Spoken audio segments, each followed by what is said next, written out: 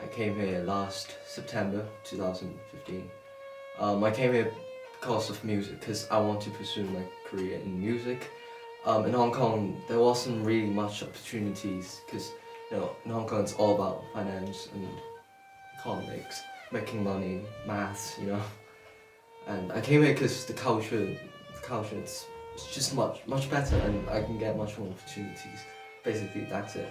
Thing is, in Hong Kong, because we're all Asians and we don't really have differences, and in England,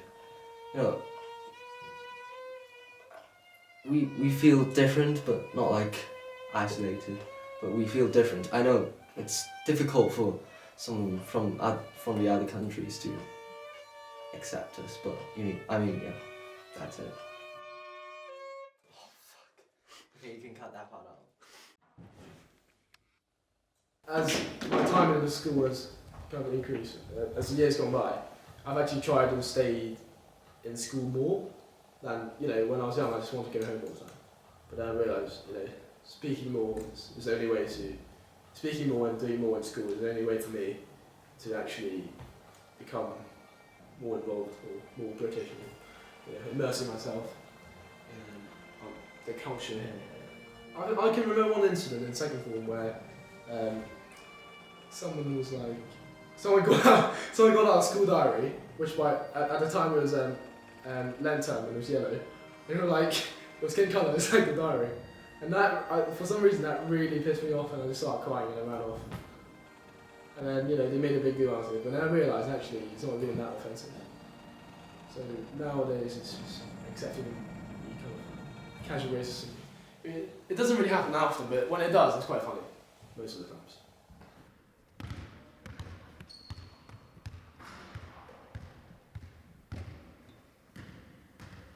If people go to like UK, are rich kids who failed got expelled, or somehow fucked up in the Chinese schools in Hong Kong. Not me. That's basically it. Not me. No, you got expelled from your I school. didn't get expelled! Yeah, you did! You were kicked out because your results weren't like good enough. Shut up! No. Okay, I didn't get expelled. That's true. Shut up, I just nearly got a girl pregnant, that's why. Yeah, okay, that's fucking up somehow. That's why I got into fucking... He takes the L for that. That's why I came to England. Like, my result was much better in Hong Kong, because people forced me to study in Hong Kong. A lot of pressure there. Then I was much better in Hong Kong. Like, when I came to this school, it's just because it's too free for me and I can just do everything I want, then I just got worse. The thing about it is, like, Hong Kong people actually know about other country because they learn from it. They learn it when they were young, especially England, because they were ruled by England before, so they know. But a lot of English people, well, English people, they never know what is actually happening in Hong Kong. It forms their like first impression of like another race. Like when you see a movie, like give me an example of a movie with like an Asian guy, like a nerd Asian guy. Community. Yeah. Okay. Let's say an example, like a young kid who sees Community for the first time and sees like an Asian guy for the first time. Sees like he's a nerd. He does maths. Like he eats noodles. Funny nerd. Yeah. That's what I think of Asian people for like the rest of their lives, because that's the first impression. They don't change. You can't change. But basically, like it's been like studied. You can't change like first impressions, which is why it's fucking important to like. I agree with that, because like literally when people see you as a bad guy, even you do so many good things, you can't recover it's impossible. all the bad things you have done in the past, probably 10 years ago. They will still see you as that like, guy. if you slip up once. Let's just look at it. Or not a murderer, but like a guy who did illegal shit like 10 years ago and got arrested. 10 years later, he becomes such a nice guy to everyone. And he and then he does one bad thing, like, oh yeah, he's back to he's back to that guy. Yeah, that's literally the thing. Yeah. Oh yeah, like in China, tattoos means like the symbol of bad girl, bad boy, or really bad thing in China. Like normal girls, good girls are not going to have tattoos in China. Like I have my tattoos at 15. Like the really first time I came to school, like everybody's like, "Oh, you got tattoos? Can you show me your tattoos?" Do you find any major differences between China and here? And the taste of beauty or everything. Yeah. How would you say? Like in China, we prefer. I mean, the taste of Western people to Chinese beauty, because in our mind, Chinese beauty means small mouth, big eyes, white skin, but it's very different here. Like they always think like Chinese must be really good at math, physics, chemistry, and actually a lot of us don't good at. I don't know, but through our book in school, the book we use, there are so many like the bad side of Chinese society. Yeah, so maybe it will be influenced. In a film, is it called Hangover? There's the Asian guy, is it Chang? Is it Chang? Yeah, it's Chang. Wow. He's kind of like imaging, not him, like, but just like his action is imaging like what people feels like Asian people. So when someone maybe from an Western sees an Asian, they would just prejudice them.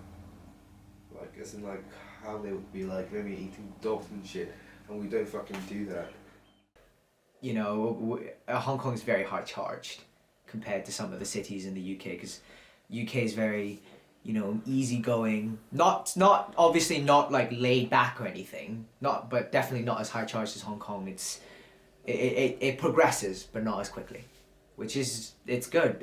I find that to be a blessing really, because Hong Kong is really hectic, and I suppose my main problem probably stems a little bit from ethnicity, because in Hong Kong we don't really have like what you would call banter per se. On a milder level we do, but not to the level that can be found here sometimes, and especially for the new students that can be really tough. I know I found it tough in third form, and I used to get angry all the time. I mean, now compared to back then, I used to be. I'm so much better now.